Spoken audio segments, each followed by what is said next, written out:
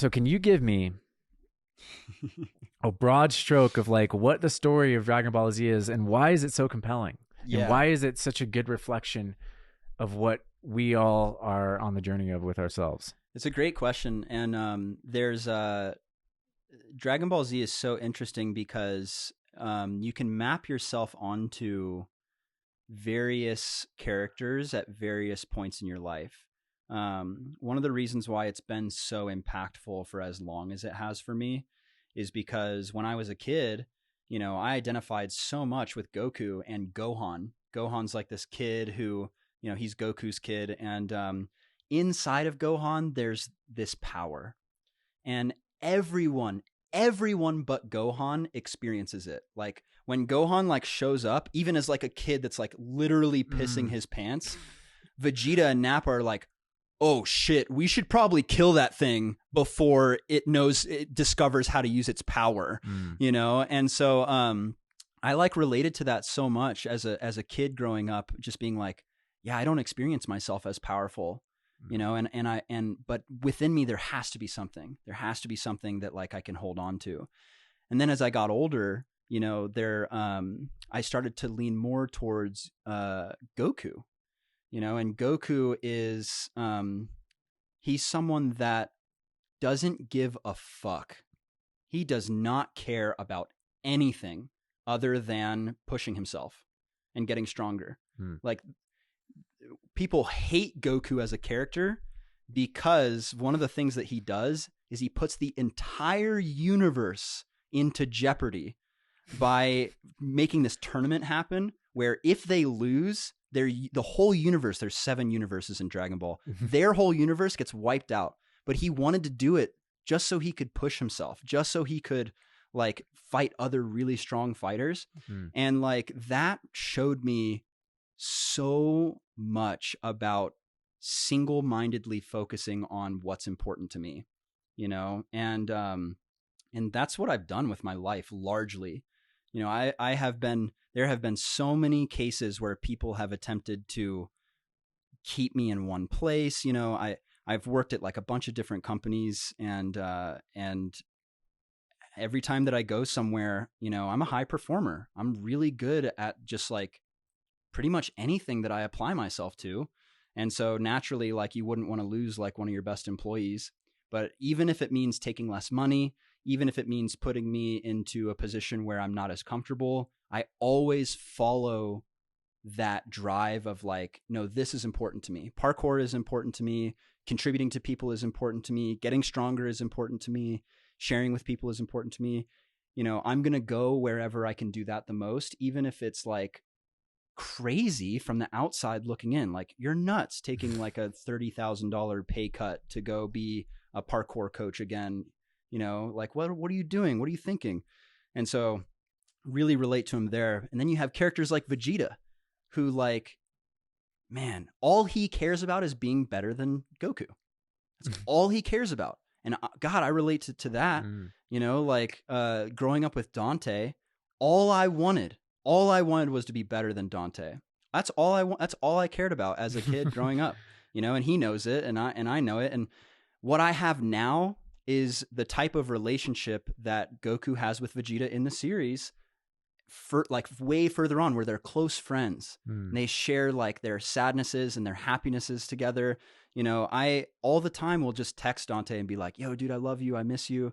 And it's instantly reciprocated. Like, I love you, miss you too. Can't wait to come back. He's like the only dude that I wanted to come down and visit when I came to Colorado. I went and stayed at his house and hung out with him.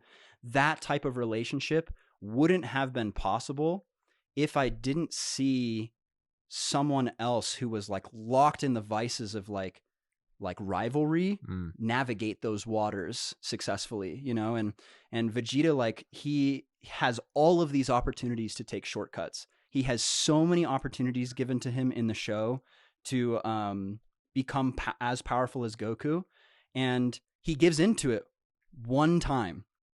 And the one time that he does, he realizes that it was a mistake, and he fucking kills himself he sacrifices himself to save everyone else. Wow. And so like that, man, it's just really cool to see someone like not care, only care about this. have this like internal turmoil that they don't really know why, and then navigate that, you know, and like it's easy for me to just like map myself onto that and be like, oh yeah, I used to only care about being better than other people, and what a shallow prize is at the top of that, you know, because you can get to that point where you're like as good or better than the people you were competing against, and then what are you left with? Nothing. You're left with the realization that that is nothing. Exactly. Yeah. And you're left with the opportunity, I guess, to, now that you know that, what now? Yes, which totally. is great. And you know, and it's cool. I mean, to some degree, that was my story as well. And it's kind of funny. Like, it almost feels sort of sad and pathetic in a way that like I had to have it before I could move on. But we all have to learn certain lessons certain ways, you know. And so it's not something I hold against myself, but it is funny because it's like some people get that without having to have the thing, it seems like. Dude, totally. Or they have to have something different. And, you know, we all have to learn it in one degree or another, but it is, it's sort of never ending in some ways, you know, the things that we want. It's constantly moving, evolving game. So yeah. And that rivalry that I had with other people very much so turned inward. You know, it's not like I kind of relate to people and myself like, this is going to sound funny, but like baked bread.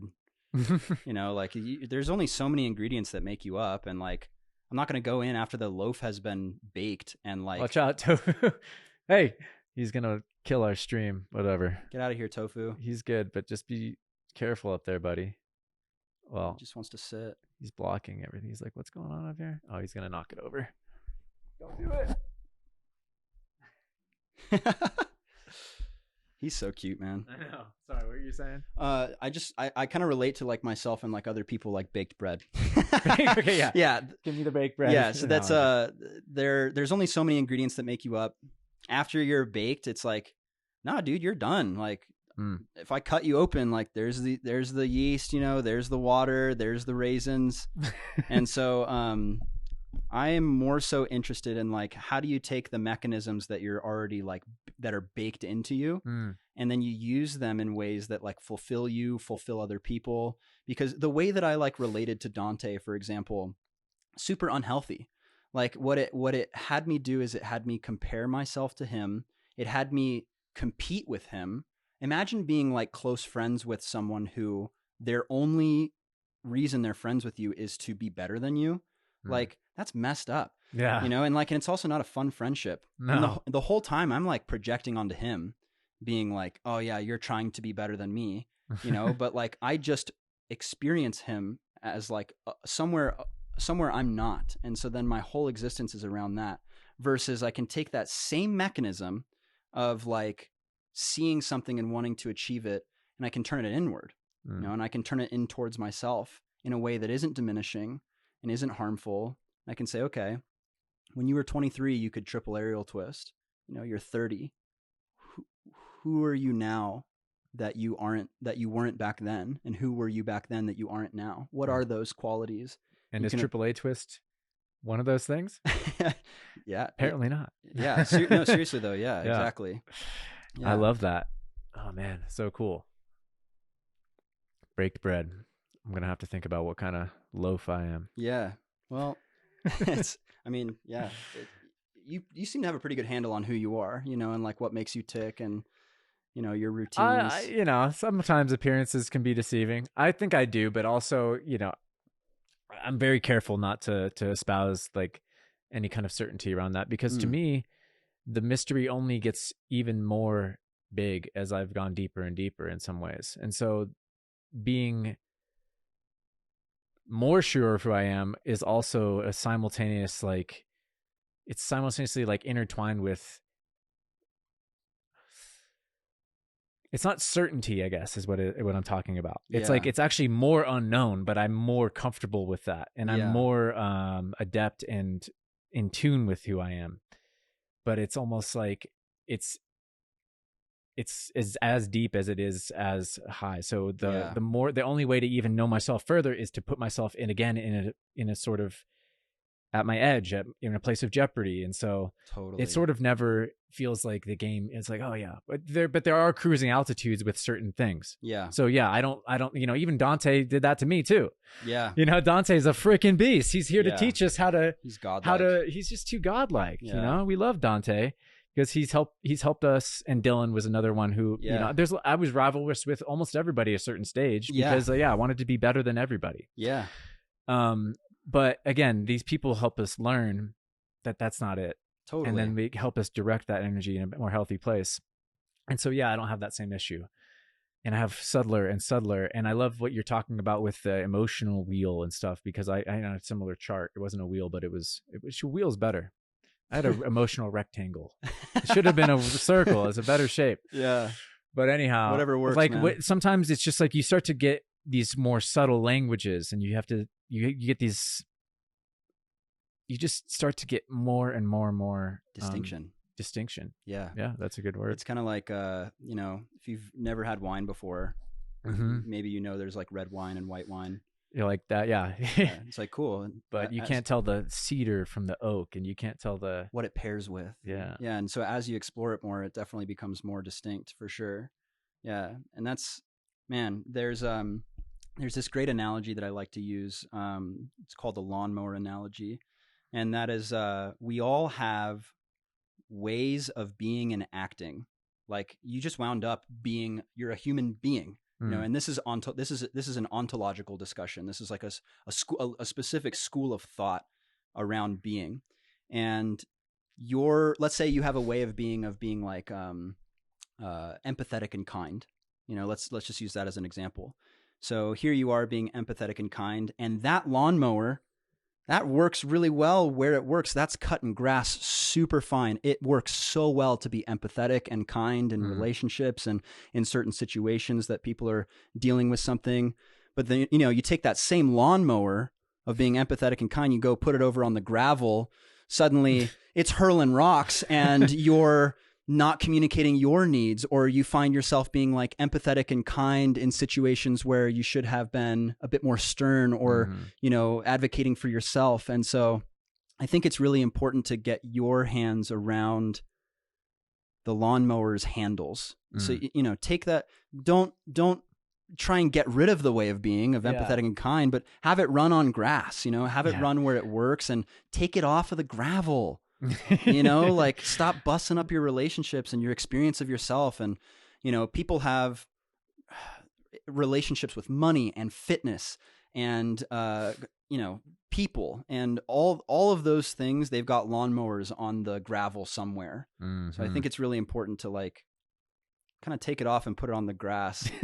And that's a lot of like what we do with motion mentors too, is we take the lawnmowers off the gravel. We start putting them on the grass. Yeah. Yeah. For gravel, we use a rake. I don't know. Something. Yeah, something that's not a lawnmower. Something else. Yeah, totally. Or, whatever. I get you. I love that analogy, actually. And I think that's super true. And, I got a few lawnmowers still on gravel here and there, but what would the fun be if you didn't? Exactly. I'm here. We're all here for those lessons and for those reflections and stuff. Like, even the student, teacher, student coach relationship, like you're saying, can teach you and give you a lot if you let it. Yeah. And opening up yourself to just more and more ways of being. Totally.